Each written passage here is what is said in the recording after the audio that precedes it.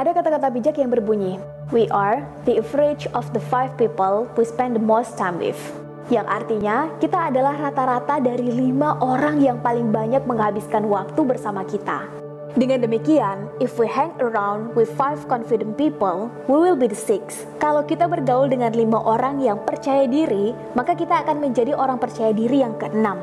If we hang around with 5 intelligent people, we will be the 6. Kalau kita bergaul dengan 5 orang yang pintar, maka kita akan menjadi orang pintar yang ke-6. If we hang around with 5 entrepreneur, we will be the 6.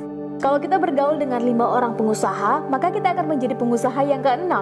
If we hang around with 5 diligent people, we will be the 6. Kalau kita bergaul dengan 5 orang yang rajin, maka kita akan menjadi orang rajin yang ke-6. Dan bahkan, if we hang around with 5 lazy people, we will be the 6. Or the next lazy people. Kalau kita bergaul dengan 5 orang pemalas, maka kita akan menjadi pemalas yang ke-6 atau pemalas selanjutnya. Kata-kata bijak tadi senada dengan hasil penelitian yang dilakukan oleh Dr. David McCallum, seorang psikolog sosial dari Harvard, yang menyatakan bahwa the people you habitually associate with, called your reference group, determine as much as 90% of your success or failure in life.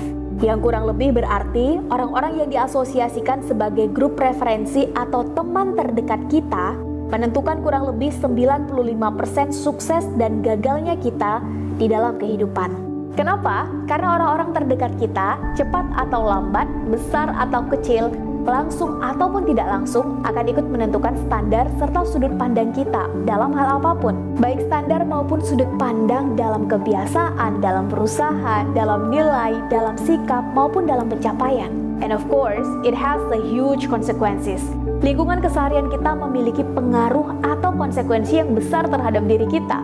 The dream in your heart may be bigger than the environment in which you find yourself. Sometimes, you have to get out of that environment to see that dream fulfilled. Terkadang cita-cita kita dianggap terlalu besar oleh lingkungan, sehingga kita harus mulai berani mengambil keputusan, meninggalkan lingkungan itu, mulai masuk ke lingkungan yang lebih besar yang bisa menerima dan mengakomodir cita-cita yang dianggap besar tadi. Ya, memang ada sebagian orang yang walau sudah punya lingkungan yang baik dan sukses, namun dirinya tetap tidak baik dan tidak sukses. Ada juga sebagian orang yang walau sudah bergaul dengan teman-teman yang tidak baik dan tidak sukses, namun dirinya tetap sukses. Namun tentu yang bisa menjadi pengecualian seperti itu tidaklah banyak.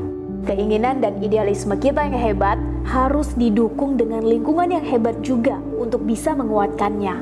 Pada akhirnya, kalau kita ingin menyukai olahraga dan memiliki badan yang sehat, maka bergabunglah dengan mereka-mereka yang sudah menyukai olahraga atau setidaknya sedang berusaha ke arah sana. Kalau kita ingin menjadi seorang pengusaha, maka bergabunglah dengan mereka-mereka yang sudah menjadi pengusaha sukses atau setidaknya mereka yang sedang berusaha ke arah sana. Kalau kita ingin menjadi seorang yang sukses dalam hal apapun, maka gabunglah dengan mereka-mereka yang sudah lebih dulu sukses dalam hal itu. Atau setidaknya memiliki semangat dan sedang berusaha menuju ke arah sana. Kenapa? Agar semangat, ilmu, dan suasananya menular, agar ada kontrol atas diri kita, agar konsentrasi kita tidak banyak teralihkan kepada selain yang kita tuju. Itu kalau kita serius dengan cita-cita kita. So, sudahkah kita serius dengan cita-cita kita? Sudahkah kita punya atau persiapkan lingkungan pendukungnya? Kalau belum, yuk persiapkan dari sekarang. Cari cara agar kita bisa diterima di lingkungan itu. Kalaupun belum bisa, maka mari kita ciptakan sendiri lingkungan pendukung itu. Siap teman-teman?